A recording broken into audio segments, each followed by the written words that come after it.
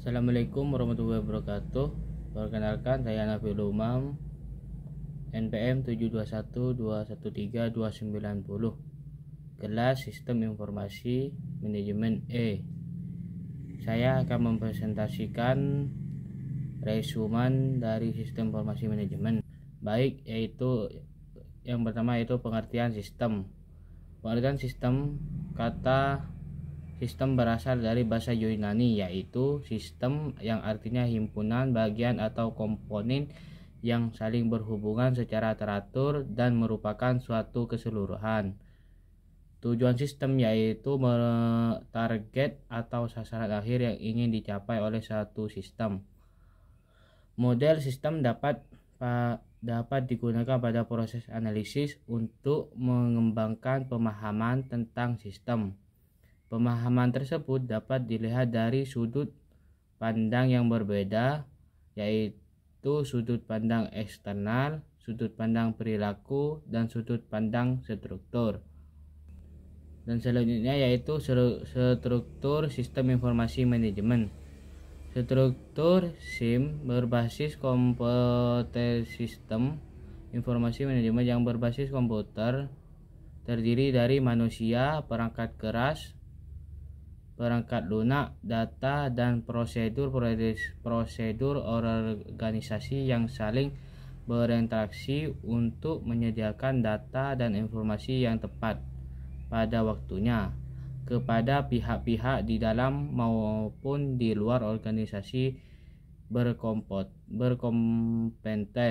Pengertian pengambilan keputusan menurut Armaya P 2019-25 Mei 27, pengambilan keputusan merupakan suatu tindakan yang menentukan hasil dalam memecahkan masalah dengan memilih suatu jalur tindakan di antara beberapa alternatif yang ada melalui suatu proses mental dan berpikir logis, dan juga mempertimbangkan semua pilihan alternatif yang ada yang mempunyai pengaruh negatif ataupun positif.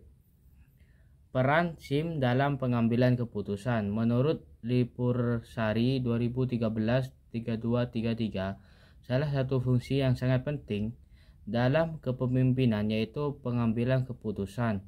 Seorang pemimpin sebagai besar waktu, perhatian maupun perkiraannya dipergunakan untuk mengkaji proses pengambilan keputusan.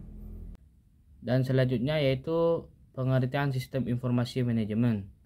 Secara sederhana, sistem diartikan sebagai sekumpulan unsur, komponen dan variabel yang terorganisir, saling berinteraksi, saling ketergantungan satu sama lain dan terpadu. Tujuan sistem database meliputi penyediaan sarana akses yang fleksibel, pemeliharaan integritas data, proteksi data dari kerusakan, penggunaan yang tidak ilegal, serta penyediaan sarana untuk menggunakan secara bersamaan. Pengertian sistem database yaitu perangkat lunak yang mengelola database tersebut. Sistem manajemen database manajemen sistem yang bisa disebut juga dengan DBMS.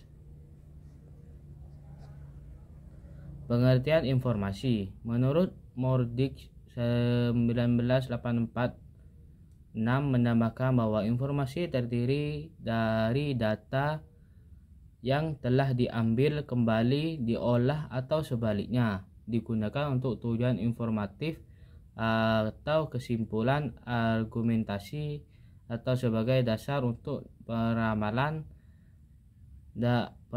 atau pengambilan keputusan. Dukungan informasi untuk berbagai bidang dalam mengelola perusahaan diperlakukan berbagai jenis informasi guna mendukung berbagai proses pengambilan keputusan, baik oleh manajemen puncak, manajer berbagai bidang fungsional dan penyelenggaraan kegiatan operasional. Sistem pendukung keputusan decision support merupakan sistem informasi interaktif yang menyediakan informasi pemodelan dan pemanipulasian data.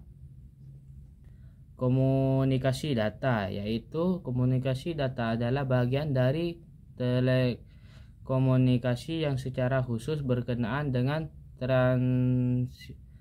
transmisi atau pemindahan data dan informasi di antara komputer-komputer atau piranti lain dalam bentuk digital yang dikirimkan melalui media komunikasi data. Perangkat keras komunikasi data sebenarnya berfokus pada peralatan komunikasi saja, akan tetapi setiap pemakaian perlahan komunikasi data selalu membutuhkan tambahan peralatan yang digunakan untuk berinteraksi dengan manusia.